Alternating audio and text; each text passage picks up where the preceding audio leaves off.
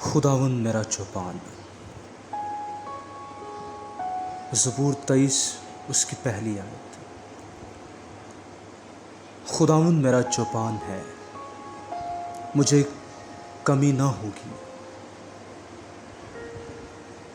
یہ زبور صدیوں سے مسیحیوں کے ایمان کو مضبوط کرتا اور ان کے حوصلے کو بلند کرتا آیا ہے۔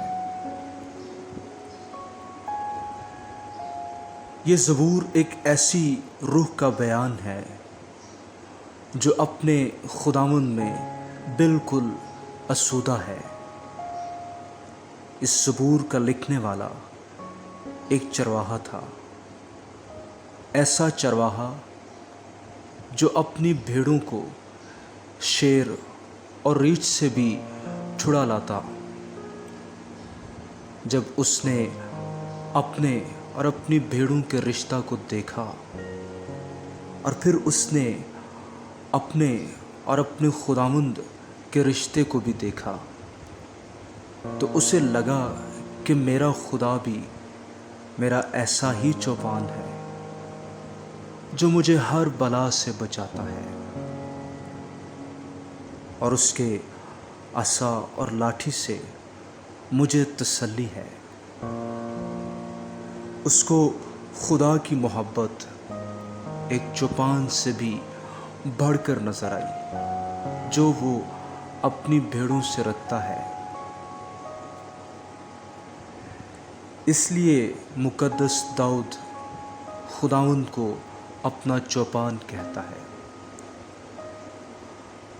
اور پھر یہ بڑا شخصی قسم کا بھی بیان ہے کہ خداوند میرا چوپان ہے۔ لفظ میرا یہاں پر شخصی تعلق کو ظاہر کرتا ہے۔ داؤد خدا پر اپنے شخصی تحفظ اور آسودگی کے لیے ایمان رکھتا تھا، اور جب وہ یہ کہتا ہے کہ مجھے کمی نہ ہوگی تو اس کا یہ ہرگز مطلب نہیں ہے کہ داؤد کو کبھی کسی قسم کی کمی کا سامنا نہیں کرنا پڑا تھا۔ داؤد کو بھی بیابان میں کمیوں کا سامنا کرنا پڑا تھا۔ در حقیقت یہ بیان خدا میں آسودہ ہو جانے کو ظاہر کرتا ہے۔ جن کا چوپان خدا نہیں، وہ دولت کے انبار کے سامنے اور ہر طرح کی آسائشوں اور سہولتوں کے باوجود اپنے اندر کمی محسوس کرے گا، لیکن جس کا چوپان خدا ہے وہ پولس کی طرح کہے گا کہ میں نے ہر طرح کے حالات میں راضی رہنا سیکھا ہے۔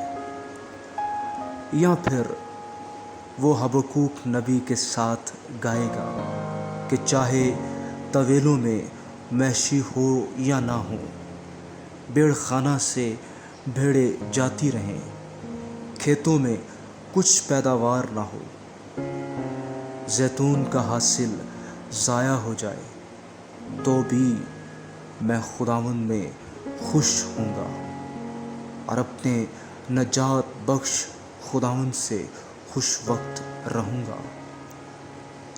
اس لیے جس کا چوپان خداوند ہے وہ اپنے باطن میں کمیوں کا شکار نہیں ہوتا، بلکہ وہ اپنی روح کی اتھاہ گہرائیوں تک آسودہ رہتا ہے۔ اور جس کا چوپان خداوند نہیں، چاہے وہ ساری دنیا کو بھی حاصل کر لے، پھر بھی وہ کمیوں میں مبتلا رہے گا۔ کیا آپ اپنے آپ میں آسودہ یا خدا میں آسودہ ہیں؟